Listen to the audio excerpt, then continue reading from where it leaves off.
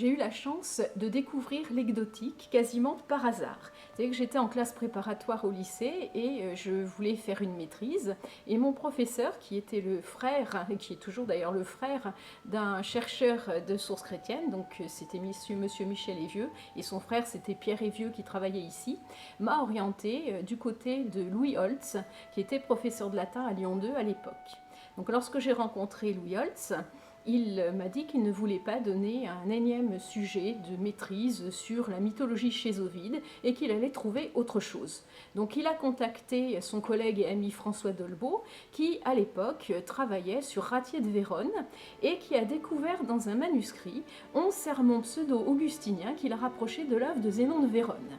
Et on m'a dit, ben voilà, il faut traduire, il va falloir lire des manuscrits et faire une édition critique. Et j'ai commencé à travailler, j'ai trouvé cela particulièrement intéressant. Alors ça a été fait de façon extrêmement artisanale, avec des manuscrits sur lesquels j'ai dû apprendre en même temps la paléographie parce qu'il n'y avait absolument pas de cours à Lyon. Et donc ça donnait à peu près ça. Donc texte plus traduction. Et il y avait aussi quelques images qui représentaient des manuscrits. Alors je tiens beaucoup à ces images parce qu'à l'époque, donc c'était la vieille époque, on pouvait uniquement avoir des microfilms ou des reproductions sur papier de ces manuscrits. Donc il fallait les commander, les attendre, les acheter, ça coûtait déjà très cher.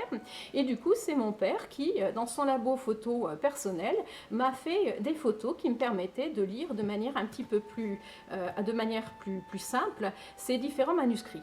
Donc j'ai travaillé sur ces 11 sermons, j'ai rencontré François Dolbeau et qui a été très étonné de voir que j'arrivais à travailler sur ces 11 sermons. Donc ça m'a beaucoup intéressée et bien accrochée.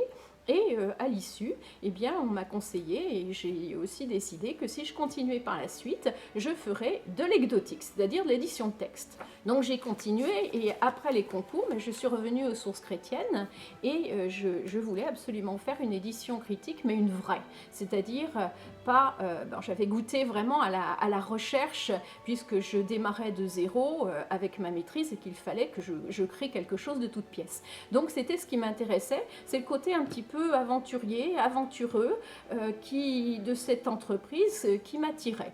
Et j'avais dit que je souhaitais faire une édition critique, mais une édition d'un texte qui n'avait jamais été édité. Donc mon directeur de thèse, M. Guy Sabat, qui a pris la suite de M.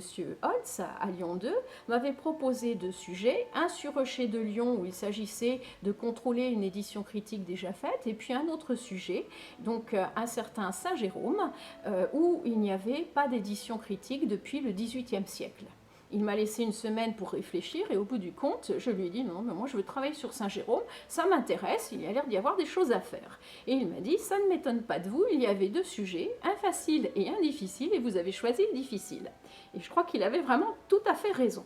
Alors je me suis retrouvée avec un texte de Saint-Jérôme qui s'appelle l'Altercatio Luciferiani et Orthodoxie, que j'ai traduit par la suite par le débat entre un luciférien et un orthodoxe.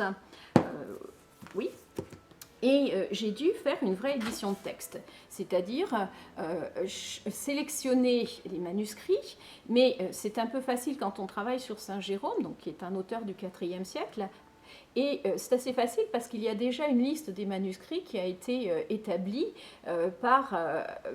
précédemment. Donc il y avait une bonne centaine de manuscrits, mais il fallait vérifier si ces manuscrits comportaient ou pas l'œuvre. Et bien souvent, le problème, c'est que les folios où se trouve le texte n'étaient pas indiqués. Donc ça m'a demandé beaucoup de temps, beaucoup de recherches. Au bout du compte, j'ai repéré 98 manuscrits que j'ai lus de bout en bout, de façon exhaustive et même plus d'une fois. Donc il m'a fallu, dans l'affaire, lire tous ces manuscrits, essayer de déterminer des familles. Donc la lecture intégrale de ces 98 manuscrits m'a permis d'établir un stéma bifile et surtout de sélectionner les manuscrits anciens les plus intéressants. Alors c'était très important pour l'édition critique, non seulement dans le cadre de la thèse, mais surtout pour l'après-thèse, c'est-à-dire le moment de la publication. Donc j'ai publié deux fois ce travail, une fois en mettant l'accent sur l'édition critique, avec pour la compléter l'histoire des éditions, la tradition indirecte aussi, donc pour avoir avoir une image complète de l'histoire du texte à travers les siècles, depuis son écriture au IVe siècle jusqu'à une période beaucoup plus récente, même jusqu'au XIXe siècle avec la patrologie latine.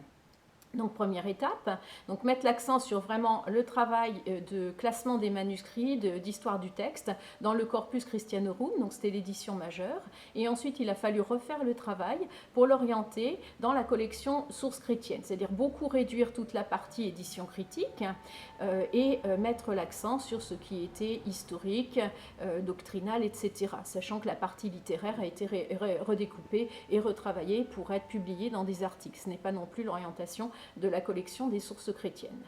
Donc ça a été une aventure qui m'a permis de tout faire du début jusqu'à la fin et de voir les différentes étapes. Mais l'intérêt aussi, c'est que je vis à une époque de transition. Donc on est entre le travail à l'ancienne, où on écrivait encore à la main en couleur sur des papiers les différentes leçons, et l'époque moderne, avec l'utilisation de plus en plus intéressante du numérique. Donc on peut travailler directement sur du traitement de texte, alors qu'il fallait avant tout copier, et puis c'était pire du temps de mes maîtres. Yves-Marie Duval, grand hiéronymien qui a suivi aussi mon travail de thèse, me disait que pour eux c'était plus compliqué parce qu'il y avait la machine à l'écrire, et une seule erreur entraînait le fait de refaire la totalité de la page. Donc j'ai eu de la chance, et on a même encore plus de chance que cela, puisque maintenant il y a de plus en plus de manuscrits qui sont numérisés, voire mis en ligne gratuitement. On peut aussi avoir de magnifiques copies, donc de belles images, de belle qualité qu'on peut agrandir, ce qui permet d'avoir une meilleure qualité de travail. Et donc ça diminue le risque d'écrire des bêtises, même si on en écrit toujours encore un petit peu, hélas. Ou tant mieux, on est humain.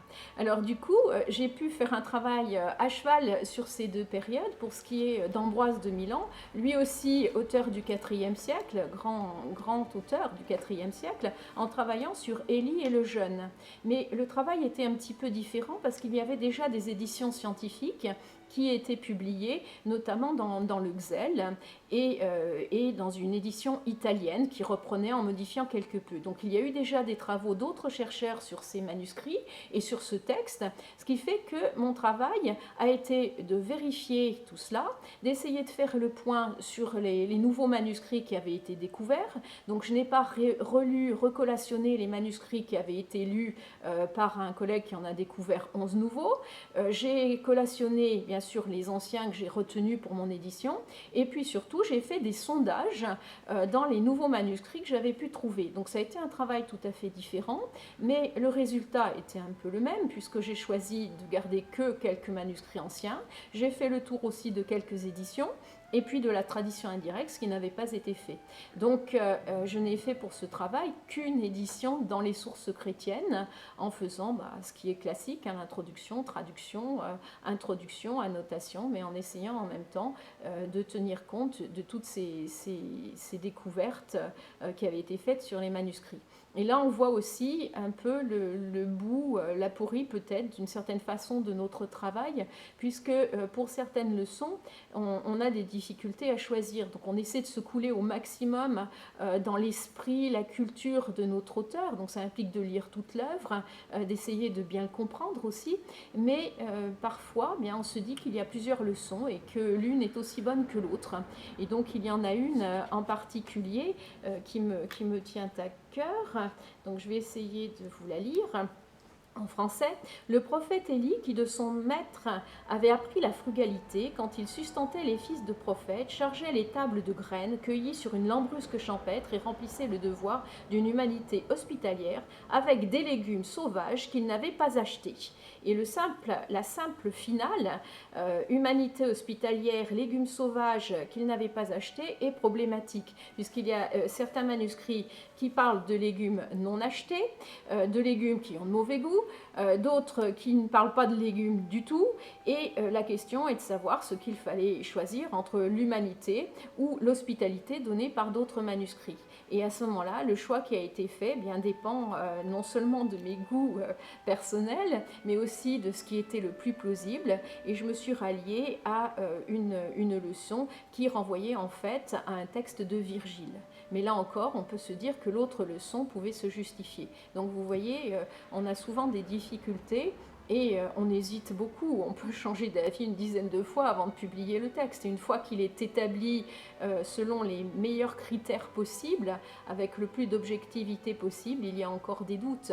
Et le travail du chercheur, c'est justement cette honnêteté et d'expliquer ces doutes, de dire pourquoi on choisit une leçon plutôt qu'une autre, mais d'expliquer aussi qu'une autre leçon est tout à fait plausible.